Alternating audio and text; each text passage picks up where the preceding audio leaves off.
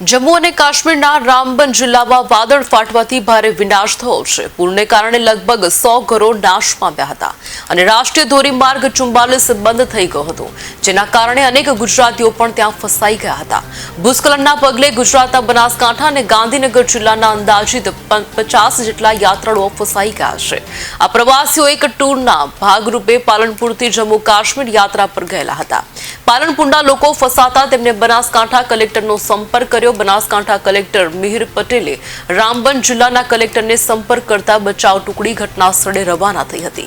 તમામ ફસાયેલા લોકોને મોડી રાત સુધી સલામત સ્થળે ખસેડવાની રામબન જિલ્લાના કલેક્ટરે ખાતરી આપી।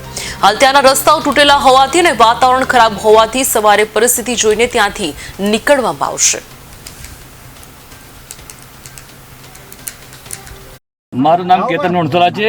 અમે 12 તારીખે રાત્રે નીકળ્યા હતા જમ્મુ કાશ્મીરની યાત્રા માટે અને અમે શ્રીનગરથી રિટર્ન આવતા હતા 19 તારીખે।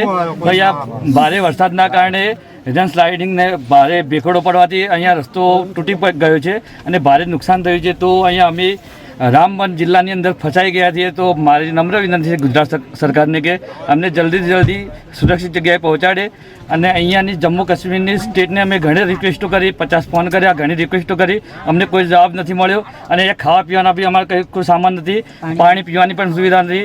અમારી સાથે નાના બાળકો છે। અમે 50 જણની ફેમિલી સાથે છીએ, 30 જણ ગાંધીનગરના છીએ અને 20 જણ પાલનપુરના છીએ। અમે ટોટલ 50 જણ છીએ। અમારી પાસે કોઈ પણ પ્રકારની સુવિધા નથી। અહીંયા ભારે નુકસાન થાય એવી સુવિધા છે। અમારે કોઈ જાન અમારા જોખમમાં છીએ। તો પછી અમને જલ્દી ગુજરાત સરકાર નમ્ર વિનંતી છે અમને જલ્દીથી અહીંયા સુરક્ષિત જગ્યાએ પહોંચાડે।